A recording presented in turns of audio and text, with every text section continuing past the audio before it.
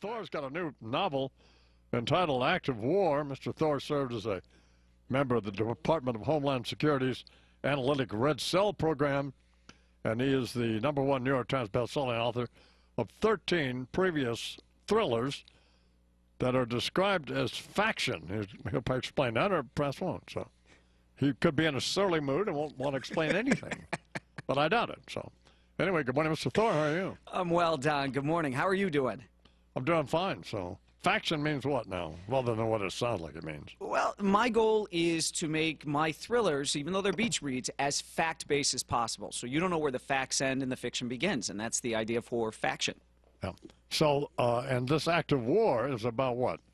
Act of war, I was taking a look at everything that's going on in the United States and going on with different countries around the world, and I've had this idea where I wanted a potential terrorist attack that the U.S. couldn't nail all the way down. And I wanted to put the White House in a position where they really had to go far out on a limb to try to protect the United States. So in act of war, the U.S. is forced into 2 covert operations that, if they get discovered, will actually trigger war. But it's the only way that they're able to figure out if this attack that's supposedly coming is for real. So that's act of war. Well, it already makes my hair hurt because I don't follow any of that. I mean, I'm trying to pay attention. You know, I do have ADHD, I think, so. Well, there's a lot. Listen, there's a lot going on in the world. When I come on here, you ask me about sports all the time, so I came prepped. I figured Bernie and I could talk about Ronda Rousey's fight on Saturday night, which was fantastic. 16 seconds. Oh, unbelievable. And you know, Warner Brothers is going to make one of my novels, The Athena Project, about an all-female Delta Force team into a movie, and they bought it for Ronda Rousey. So I was texting with Ronda a few days before the fight, and I just said, I'm really excited about the movie, and Ronda said, yeah, I'm going to go beat this chick down, and then we're going to go make an awesome action movie together. That was a UFC fight. It was on pay-per-view, and I actually paid $54 for it. So did I. But then it was on so late, so I taped it, fortunately, and because I fell asleep, you know. Well, you know, I'll tell you, I like the bouts leading up to it, too. That Uriah Hall, who's from New York City, I thought he was fantastic and a very bright guy, and he fought with a broken toe with the bone sticking through his toe, and I thought, that's a tough guy. That was really tough to watch, and he won that. He did win it, and he did very, very well. It was a great, great fight. So, see, I came prepped with sports stuff for you today, Don. I like horses and guns, but I like the UFC stuff a lot. You know what? I didn't understand. Who was the other main event? What's that guy's name? Weidman and Machado. I don't think that was a great fight. Did you, or did you? Well, you know, it was interesting. I was glad to see Weidman win. I'm probably pronouncing it wrong. Weidman. Whatever. Yeah. You know, 5 rounds. Listen, the Ronda Rousey fight is why I paid the $54.99. Ronnie is the best. I think she's got such an incredible future, and I was just glad to see her kick such butt. My kids, we woke them up. We were screaming so loud, rooting for Ronnie. And 16 seconds. That was one of the best fights I've ever seen in my life. Well, she's a fairly attractive woman as well. Yeah, she's a stunning woman and smart as all get out. And what's cool is, in real life, that female Delta Force program, they only hire really hot women who are very, very bright and who never take failure as an option. Success is the only thing, and that's the mentality they want in them. They want them to kick doors down and shoot bad guys in the head, and they need to be tough. How did you get involved with her? Actually, the William Morris Endeavor Agency put the whole deal together. They represent me, they represent Ronda, and they said this is a great combination. Were you already a fan of the UFC stuff, or? Yeah, I've liked UFC for a long time. It's funny because somebody who helped me with one of my earlier books was in kind of the precursor to the UFC. His name was Tom Foreman, and it was the shoot fighting league, and he was the Pacific Rim champion. Big, white, Jewish guy, and he used to have to fight all of these Polynesian guys, and it was interesting. He told me that he studied them, and he found that all the fighters he fought had bad knees, and if he went after the knees, he could get them, and he also sharpened a tooth down, and he would go in and cut them above the eyes so that they would bleed, and he could just pound on them. So, you know, I like that stuff. It's fun. I get irritated every time I see one of the Buffer brothers because the Michael Buffer, the talking hairdo who does the boxing, or that's his half-brother, right, who does the UFC stuff?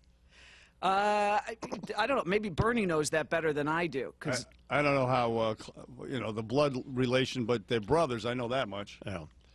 I was reading something somewhere. Normally I don't react to stuff, but they claim they sued me one time because we make these bumpers that we have we call them bumpers, in which we take snatches of famous speeches or records, and I bet we have, at one time we had thousands of them, or probably between 500 and 1,000 bumpers, and so going in and out of records, going in and out of stop sets, commercials, we play them.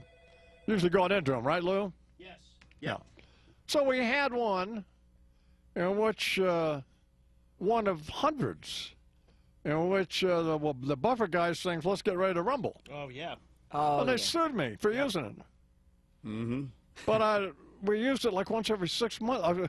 But so they make it sound now like they sued me like I was a feature of the program.